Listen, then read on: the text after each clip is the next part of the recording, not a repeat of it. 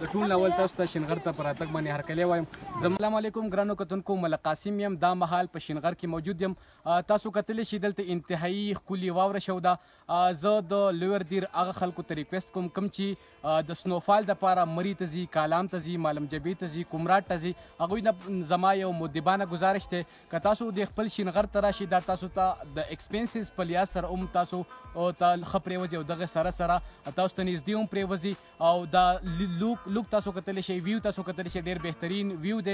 نو د دیر لویر عوامو ته زما خصوصي ریکویسټ دی چې تاسو راشئ او په شینغر کې د سنوفال انجوای کړئ. د ټول ناول تاسو ته شینغر ته پر راتګ باندې هرکلی وایم.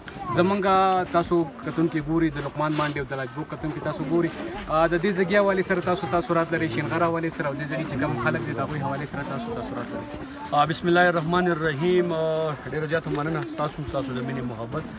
بالکل موږ راغلي یو شوټ لا چونکې زموږ را روان چې کوم ټاپک دی هغه ډېر زبردست ټاپک دی د واورو باره کې دی. موږ خپل شوټ ته راغلي یو. کایډلي څومره ملګري راځي احتیاط سره راځي، ډېر زیات کوشش کوئ، ډېر رش مه جوړوئ. بل د دې چې کوم دی د ګاډي د راتګ لار ډېره زیاته مشکله ده.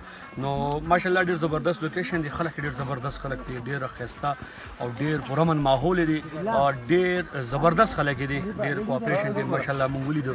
نو ډېر زبردست دی. هر کله راشئ شینغر ته، یو ناموري نوم دی، هر سړی پیژني. نو تاسو یو پیر چې کوم دی لازمي ویزیټ وکړئ. تھینک یو سو مچ. سره چې کوم دی د ملګري مهنت کوي ماشاءالله د دې علاقې چې کوم ښایست. السلام علیکم اسحاق بھائی. د ټول ناول خو تاسو ته شینغر ته پر راتګ باندې هرکلی وایو. تاسو د شینغر چکر والی دی، د شینغر حوالې سره تاسو څه تاثرات لرئ او دې ځای کې چې کوم خلک دی د هغوی حوالې سره څه تاثرات لرئ؟ بسم الله الرحمن الرحیم.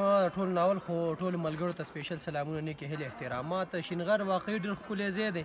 ما په فرسټ ټایم باندې ولیدو د دې چې کوم ښایست دی، کوم خلک دي، څومره خواږه خلک دي، باادبه خلک دي. نو د هغوی نه ډېر زیات خوشحاله شوم. او بله خبر دا ده چې دې ځای ته څومره ملګري راځي نو د ګاډي سیسټم ورته نه کېږي، پیاده به راخېږي. نو کوشش وکړئ چېرې که راځئ نو داسې سوچ به کوئ چې کم از کم 1 میل مزل به موږ پیاده کړو. نو ډېر زیات مزېدار ښکلی ځای دی او مطلب چې دا واورې کله سټاپ شي لارې سیټ شي نو بیا بهله راځئ، فلحال مه راځئ. موږ ویډیو شوټ له راغلي شینغر ته راغلو. دا په لویر دیر لقمان مانډه کې واقع دی. همیشه ښایسته ځای دی، خلک ورته راځي، د سیلګرۍ علاقه ده او مهمان نواز هم خلک دي، هر څه پکې موجود دي. تاسو به هر څه په رحم کېږي. د دې سره سره د هر څه لارې ښه برابر دي، ښه سپیشل دي. د مري د تلو نه پرهیز وکړئ، دلته راشئ. د دې ځای لوگ هم ښه دي او ځای هم ښه دی. مهرباني. अस्सलाम वालेकुम. मेरे तमाम दोस्तों से सलाम दुआ की अपील है. और जैसे कि आप देख रहे हैं बहुत बेहतरीन इलाका है जो लोयर दिर में पकाया जाता है. ये इसको शनगर कहा जाता है. माशाल्लाह बहुत बेहतरीन जगह है. मेरे आप तमाम टूरिस्ट से अपील है कि आए और यहाँ पर इंजॉय करें.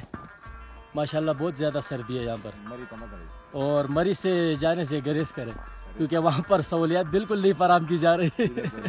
और यहाँ पर जो है हर किस्म की सहूलियात मौजूद है, होटल भी है, खाने पीने की अशिया भी और बहुत ही मुनासिब रेट पर.